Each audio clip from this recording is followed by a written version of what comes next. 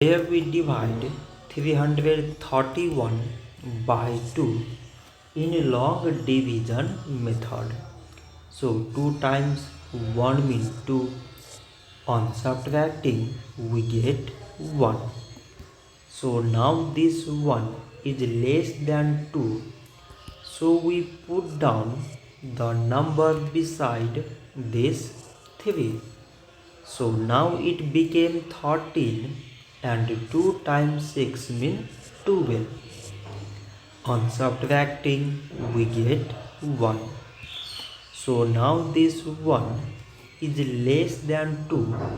So we put down the number beside this 1. So it became 11 and 2 times 5 means 10. On subtracting we get 1.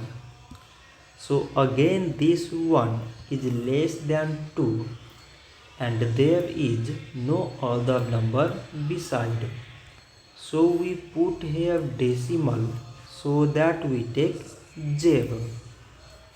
So now it became 10 and 2 times 5 means 10. On subtracting we get 0. So 331 divided by 2 is 165 decimal 5.